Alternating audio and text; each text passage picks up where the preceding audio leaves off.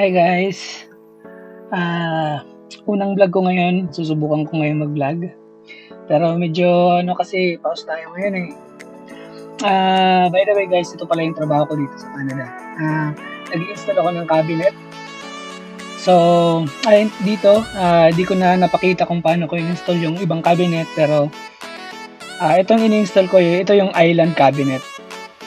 Ito naman guys, pinuputulan ko dito yung sa Pilipinas ang tawag dito side panel, pero dito sa Canada tawag namin dito is return gable. So yan, pinuputulan ko na yung height niya para sumakto dun sa pinaka top ng cabinet. Kung nakikita nyo guys, halos wala ako dyan katulong. Usually dito sa Canada, pag ganito yung trabaho mo, kadalasan ikaw lang talaga mag-isa yung gagawa ng lahat.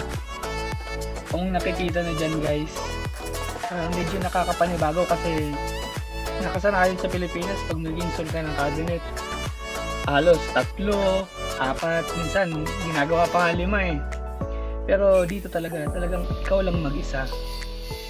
Pero kailangan mo matapos ng at least 2 araw. Yung 3 masyadong mahaba na yung 3 araw.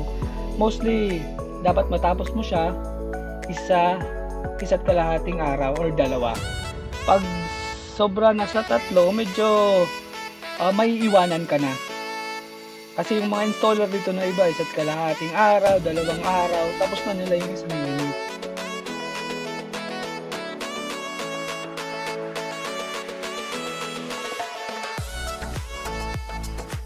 Tapos dito guys, pinalagay ko na yung pinaka back panel niya. Medyo may pagkakaiba dito yung parang back panel. Dalawa kasi siya na sa gitna niya may nakalagay na spline. So, i-insert mo lang yung spline niya. Tapos yun, magdidikit na. Parang ganyan. Yan, ninalagay ko dyan yung spline niya. Para may groove na siya dyan.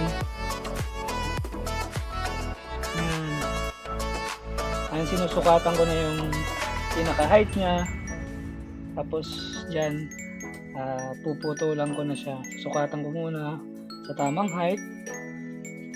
Ayan, tapos puputulan ko na siya. Yung pagkakaiba lang dito, yung pinagputulan mo, ilalagay mo siya sa ilalim. Kasi sa yung nakasanayan ko kasi, yung pinagputulan laging nasa ibabaw yan. Kasi yun nga, para halimbawa matapunan ng tubig, hindi siya mag-warp. Tapos lalagyan ng edging. Dito hindi mo na kailangan ng edging.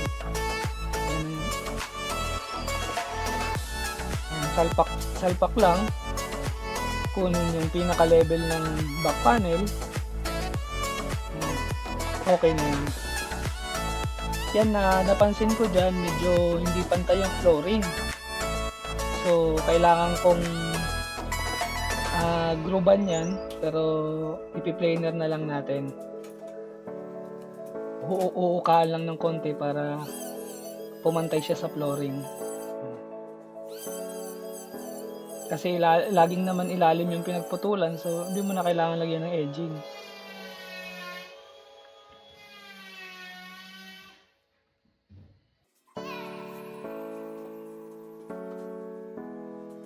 So, tingin ko dyan, okay na yan, okay naman yan, level na siya. So, makikita nyo naman, kaso medyo malayo nga lang yung video ko, makikita nyo naman dyan yung sakto sa flooring, halos walang gap. Siniscrewan ko na siya sa likod. Tapos yan naman yung isa, sa gilid naman siya, tatabasan ko naman siya.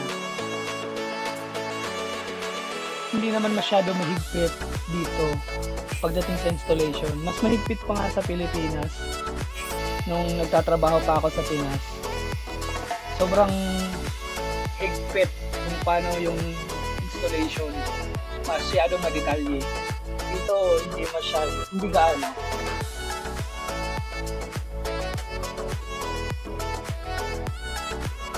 Ayan. Kasi screwan ko na lang yun dyan.